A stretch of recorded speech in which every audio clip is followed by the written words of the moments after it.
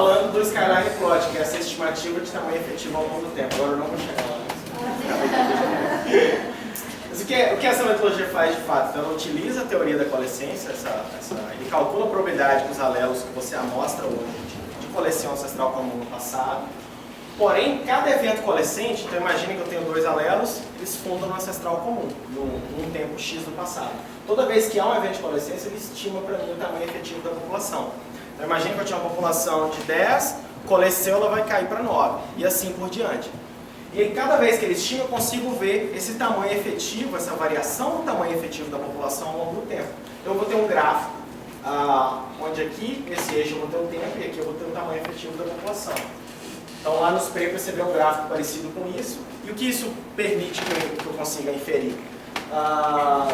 Eventos de expansão demográfica, eventos de gargalo populacional no passado. Então imagine que no Pleistoceno a floresta reduz. E se eu estou estudando organismos que dependem da floresta, toda vez que há uma redução, ele vai reduzir o tamanho efetivo da população. Então se eu consigo ver uma variação no gráfico como essa aqui, num tempo X, e se esse tempo aqui ele coincidir com o último máximo glacial, eu posso falar que essa população expandiu há 20 mil anos atrás, e ela provavelmente estava restrita a um refúgio, e a distribuição que eu vejo dela hoje, ela é relacionada com o evento histórico de gargalo seguido de expansão que aconteceu no passado. Já a filogeografia comparada, ela tem essa ideia de você usar diferentes organismos para entender a história evolutiva de um bioma. Então você usa 5, 6 espécies, o tanto que for, onde essas espécies vão ser, na verdade, a réplica do evento histórico. Então, se você está estudando 5 bichos que são dependentes da floresta, você espera que todos eles exibam o mesmo padrão histórico, o mesmo padrão filogeográfico. E se esses padrões forem congruentes, isso vai ser um indicativo que uma única história comum a esses bichos aconteceu no passado.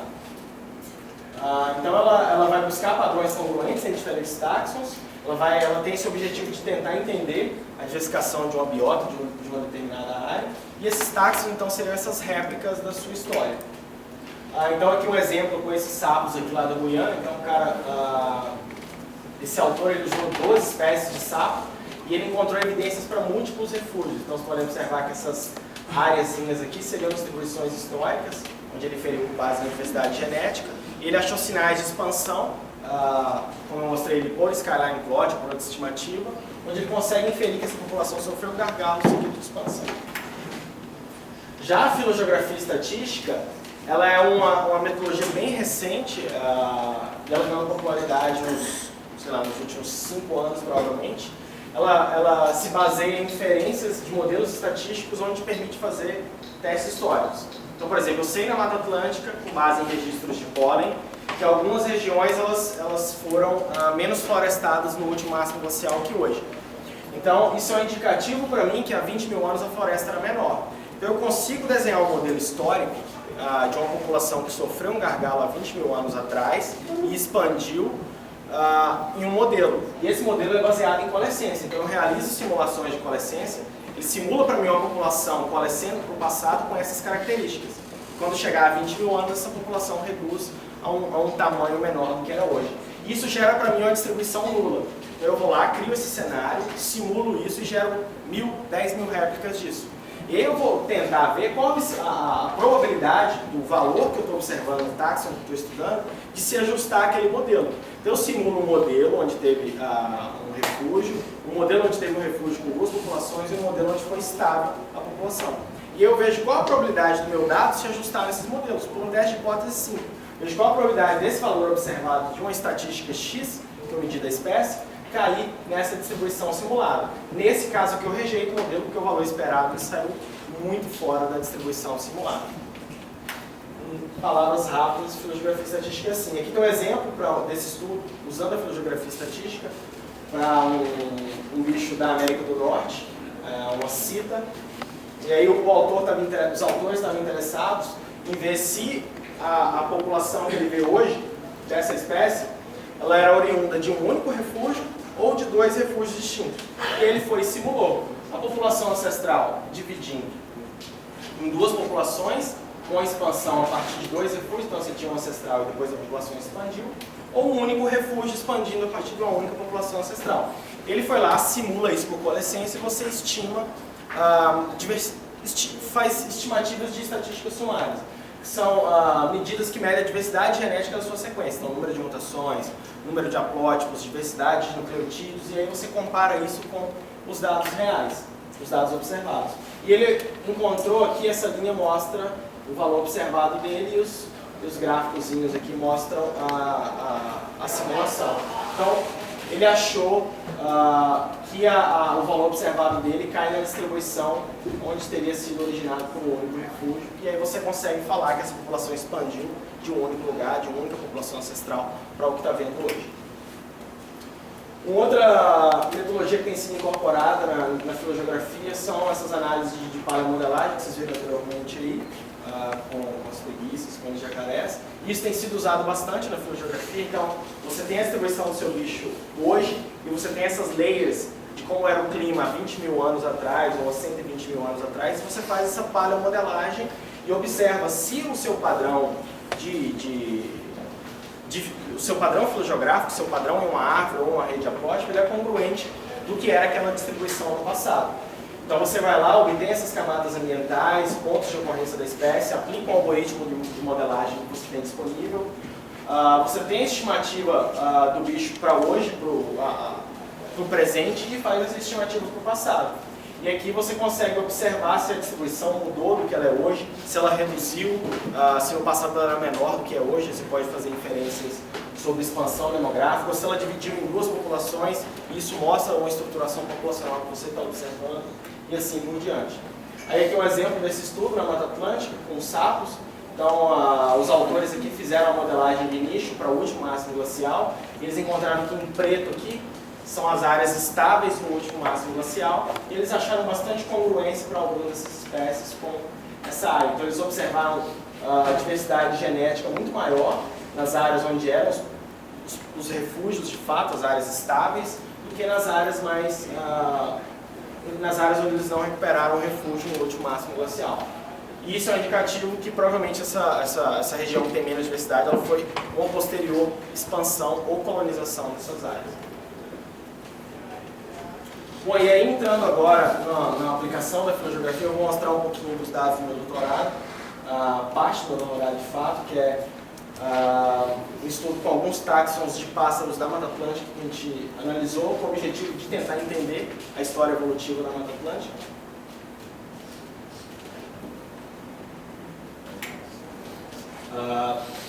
Então a região neotropical, a diversidade, por que tem tanta diversidade aqui? Isso vem fascinando naturalistas desde o tempo do Wallace.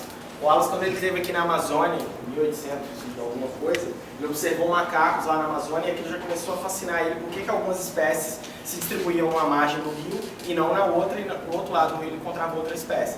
Ele já começou a postular que o rio teria sido uma barreira que levou à vicariância dessas espécies. Então essa tamanha diversidade, esse processo de diversificação aqui na região neotropical vem intrigando os naturalistas já há muito tempo.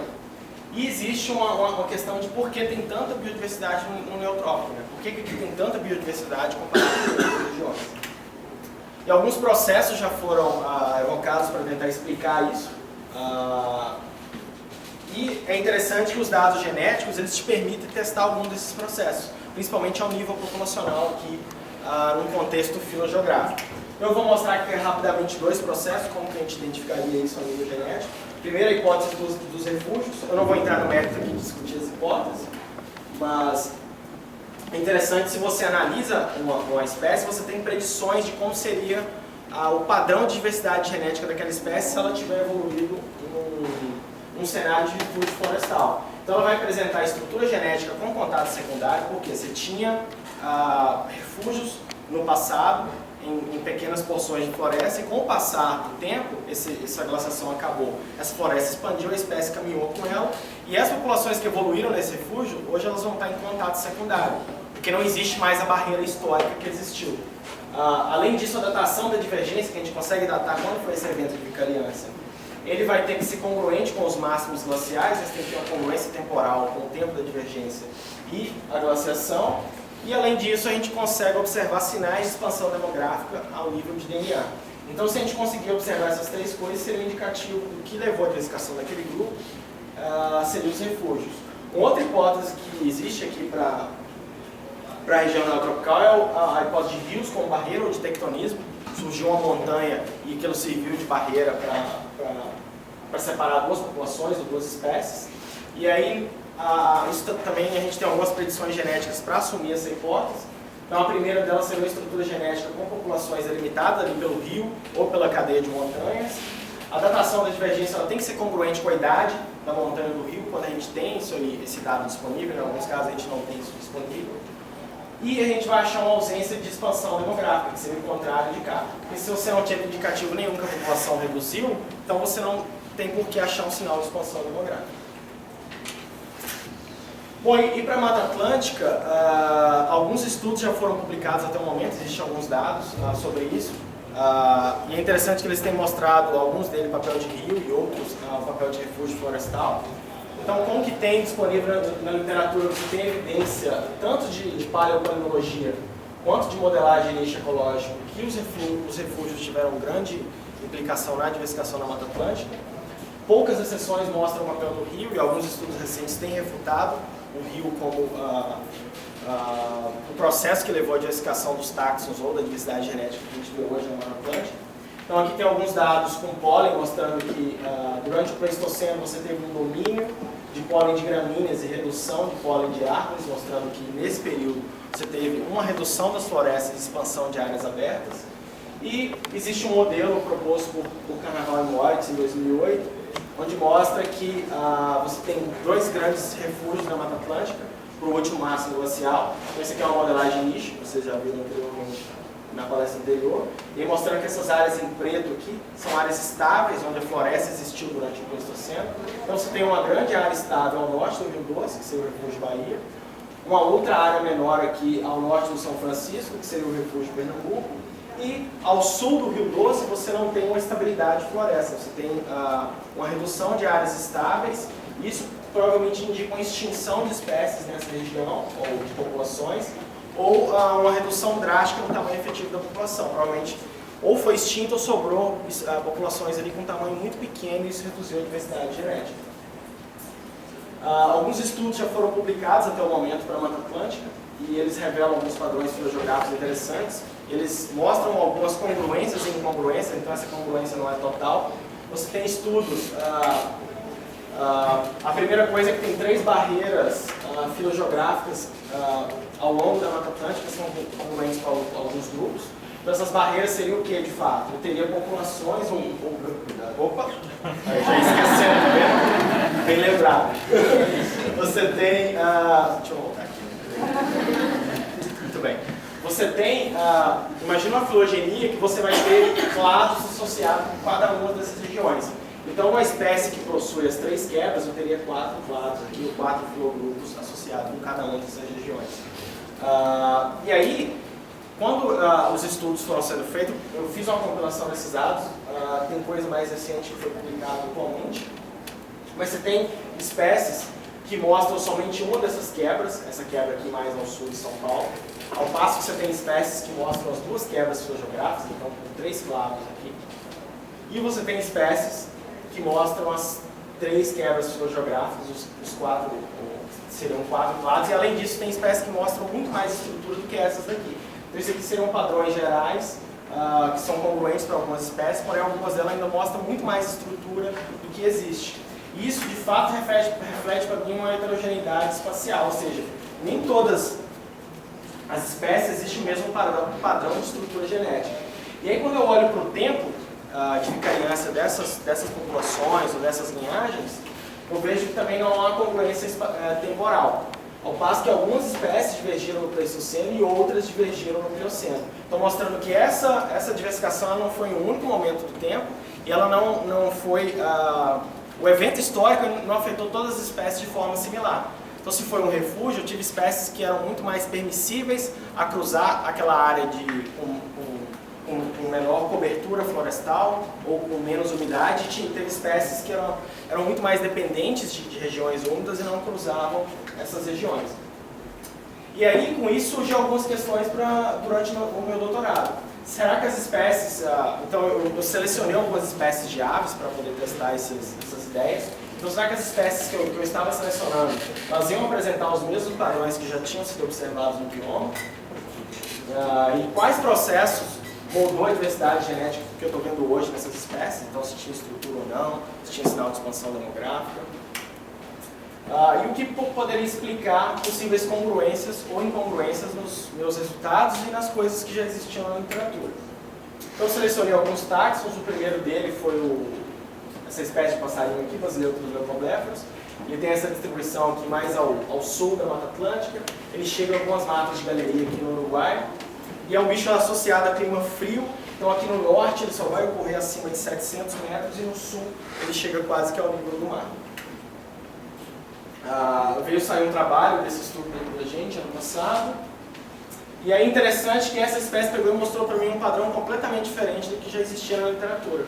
Eu observei a ausência de estrutura genética ao longo das populações que eu mostrei. Então, eu tinha todo um indício de ter algumas quedas dentro da distribuição da espécie e eu não observei nenhuma estrutura genética para isso. Então, essas barreiras que existiam no passado, elas possivelmente não afetaram essa espécie. Fiz também outros testes para verificar isso, se tinha estrutura ou não. E aí uma coisa legal é que na hora que a gente foi verificar se tinha sinal de expansão, isso aqui são alguns testes que medem a quantidade de variação genética, e ele infere se tem expansão demográfica ou não. E aí eles revelaram para mim sinal de expansão, a grande maioria deles teve significância estatística. E aí quando eu datei esse evento de expansão, naquela análise que eu falei lá, o Skyline Plot, eu observei que essa expansão ela foi muito anterior ao último máximo glacial. E que durante o máximo glacial a espécie ela não teve redução no tamanho efetivo, e pelo menos ela foi estável ou continuou crescendo ao longo do último máximo glacial. Então esse aqui é o tempo, está em milhões de anos, aqui é 100 mil, 200 mil, e aí eu tenho um indício de expansão por volta de 300 mil anos atrás, mostrando que não foi a última glaciação que afetou essa espécie. Outra coisa que a gente fez também é testar aquela hipótese que tem lá no modelo de Carnavaes-Watts, que o sul ele teria sofrido, as florestas teriam sido muito mais reduzidas do que no norte, então você teria uma estabilidade maior no norte e uma instabilidade no sul. E aí o que a gente fez para ver isso? A gente foi lá e mediu a diversidade genética das populações ao longo da latitude.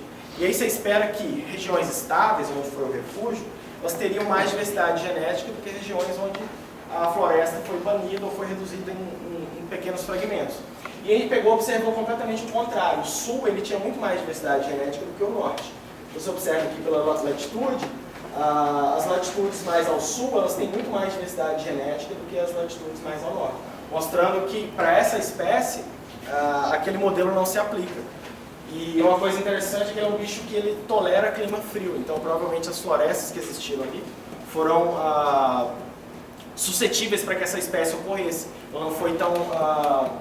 a glaciação não afetou ela de forma que afetou outras espécies baseadas naquele modelo. E aí o que a gente fez? A gente aplicou alguns cenários de filogeografia estatística, aquele que eu estava falando para vocês. Então a gente simulou alguns cenários demográficos para o passado, onde a gente testou o efeito do último máximo glacial, do penúltimo máximo glacial e daquele cenário que eu observei lá no Skyline Plot, uma expansão a partir de 300 mil. E eu combinei cenários onde eu tinha duas expansões, ou tinha somente uma dessas expansões, um cenário nulo onde eu não tinha nem um evento de expansão, e alguns modelos onde as populações estavam estruturadas em ilha.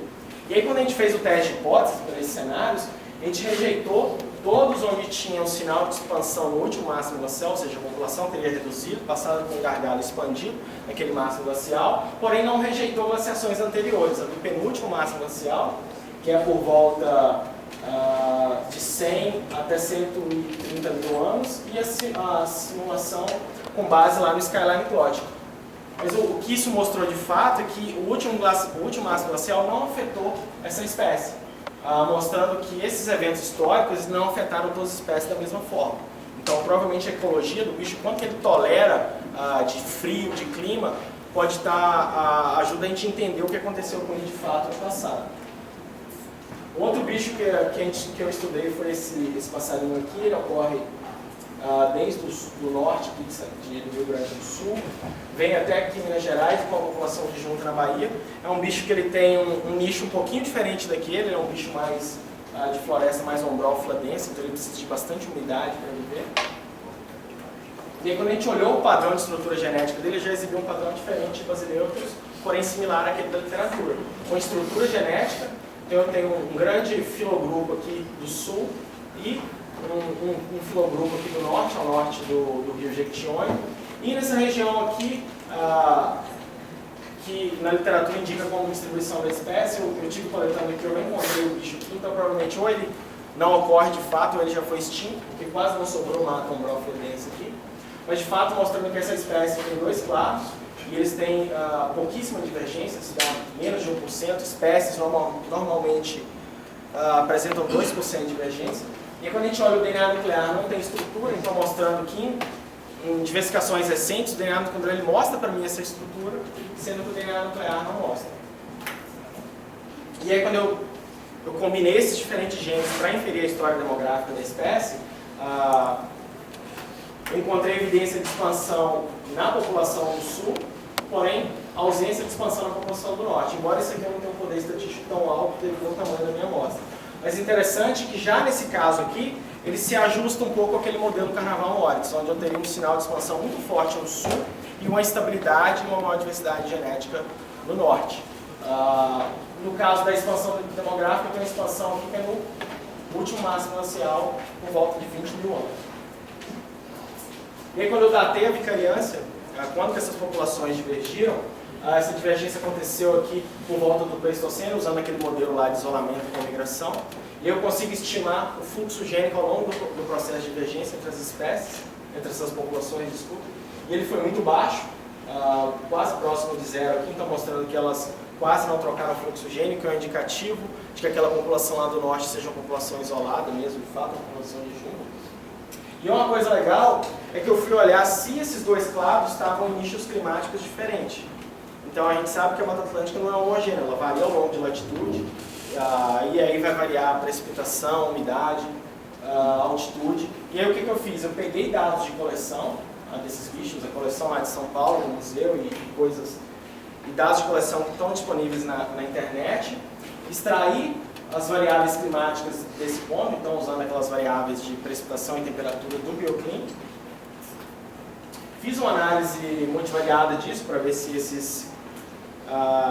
se eu observar cluster que eram congruentes com os clusters genéticos, e aí quando eu observei, eu tinha um cluster climático para o cladinho do norte e um para o cladinho do sul, então mostrando que essas duas populações também estão em nichos diferentes, mostrando que provavelmente tem uma evolução, uma diferenciação do nicho que está acompanhando essa diferenciação alopátrica. E aí vem o fato de que esses eventos históricos, eles provavelmente podem ter alguma coisa relacionada à adaptação a diferentes nichos e por aí vai. Então a ideia agora é continuar fazendo isso para outras espécies que eu trabalhei. Um outro grupo que eu trabalhei também foi esse complexo Sinalaxis Capra, um grupinho interessante porque ele tem 3 espécies, que as espécies, a distribuição delas é congruente com aquelas quebras que eu mostrei anteriormente. E aí seria um modelinho legal para poder testar isso. E a primeira coisa foi ver se elas eram monofiléticas, então uma coisa, você precisa trabalhar com grupos monofiléticos de fato. Eu observei uma filogenia que tinha para a família, então eu foquei nesse cladinho aqui onde tinha o Sinalaxis, e eu observei lá o clado que tinha Sinalaxis rufcapa. Então eu queria saber se ele era monofilético, eles não tinham incluído o Whitney infuscata, que seriam as outras 2 espécies da Mata Atlântica, incluir essas. Então a ideia era pegar isso aí, incluir essas 2 espécies e testar se era monofilético, incluindo esses bichos que faziam parte desse clado. E aí a gente testou e observou que o táxon na Mata Atlântica não era monofilético. Então essas 2 espécies aqui mais ao sul, elas eram irmãs de uma linhagem disjunta aqui na borda da Amazônia, e a população, a linhagem, a espécie do sul, ela corria ao norte e era próxima de uma espécie andina. Então a gente selecionou esse grupo para poder fazer o estudo da Mata Atlântica. E interessante que a Mata Atlântica, para esse grupo, provavelmente teve 2 origens independentes. Vocês aqui rapidinho. E a gente focou, então, o táxon da Mata Atlântica para fazer as perguntas filogeográficas. Então, a gente observou 3 grandes grupos, né? Um deles correspondendo ao clado da espécie do norte e outros 2 ao clado da espécie do sul. Um cladinho aqui no norte, um cladinho maior aqui no sul, com a possível estruturação dentro desse clado. Isso é coincidente com alguma daquelas barreiras geográficas, então aquela barreira aqui próxima de São Paulo separa essas duas populações, aquela barreira aqui separa essa população dessa e ainda separa a terceira. E é interessante que se a gente olhar a quantidade de divergência, essa separação do sul aqui ela tem muito menos divergência, então ela reflete uma separação muito mais recente, e essa separação do norte que é muito mais antiga. Então, dentro da mesma espécie, a gente tem diferentes tempos onde a vicariância, a separação ocorreu. E aí também tem sinal de expansão demográfica, um pouquinho mais antigo que o último máximo glacial, mas também indicativo de que provavelmente foi um cenário de refúgio, expansão posterior a refúgio. E a datação ficou dentro do Pleistoceno com indicativo de fluxo gênico em algum desses clados. Bom, então já para finalizar, e aí quando a ideia foi comparar esses três táxons para ver o que a gente conseguia entender da história evolutiva da Mata Atlântica, a gente viu que os padrões observados eles eram diferentes entre as espécies. Você tem bicho que não tinha estrutura genética, o que era esperado por outros táxons. Você tinha bicho que ele possuía duas daquelas quebras filogeográficas, né, que eu mostrei anteriormente, e tinha bicho que tinha somente uma das quebras filogeográficas. Então você tinha essa heterogeneidade dos padrões, né, nas quebras. Você tinha também uma outra coisa que a gente pôde testar também era essa evidência dos processos que levaram à diversificação. Então, o rio versus refúgio, que é o mais discutido para a Mata Atlântica, e para todos eles a gente achou um forte sinal de expansão, alguns para o último máximo glacial ou não, mas isso de fato rejeita a hipótese de rios. O rio teria levado à diversificação desses táxons na Mata Atlântica. De fato, os rios que existem aqui, eles são muito mais antigos, né, do que o Pleistoceno. E aquele modelo de carnaval moides não se aplica para todos os táxons. Para basileutros ele não se aplica. Para Sinalaxis, a gente achou expansão no sul, mas também achou no norte, e teria que não achar no norte. Isso eu coloquei como sim e não aqui, mas de fato ele rejeita o modelo, com exceção de mimotelangulares que eles se ajustam muito bem àquele modelo para a Mata Atlântica. Então mostrando que também aquele modelo não é homogêneo. Você tem táxons que responderam de forma diferente aos eventos históricos no passado. Bom, então as divergências aconteceram no Pleistoceno, então a história evolutiva da Mata Atlântica, dentro da Mata Atlântica, ela é bem recente, ela, de fato ela trata de processos que aconteceram no Pleistoceno, com algumas raras exceções, você tem coisas para o Plioceno. Essa heterogeneidade de padrões dos táxons são estudados, né? E provavelmente essas idiosincrasias ecológicas de cada espécie que refletiu para mim esse padrão. Então a maneira com que essas espécies responderam aos eventos históricos no passado. Então a ideia agora é tentar ver qual seria o indicativo de nicho climático que essas espécies que têm padrões similares apresentam. Então, será que as espécies que têm padrão filogeográfico similar exploram o nicho da mesma forma, estão no mesmo nicho climático, e aquelas que têm divergência estão em nichos climáticos diferentes? Porque se a gente observar por proximidade filogenética, os pássaros não compartilham em nenhum momento a estrutura filogeográfica. Então a ideia, ficaram questões para ir continuando a gente fazer. E é isso, eu queria agradecer, esse passarinho é demais. Aqui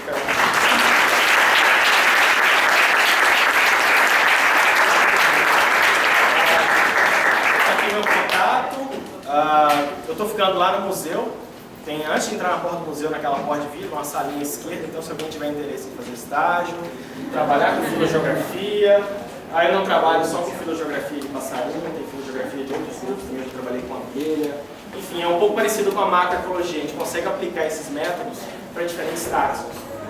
Porque o interesse, de fato, é entender a história evolutiva, né? O táxon ele seria o modelo para a gente entender como que isso evoluiu.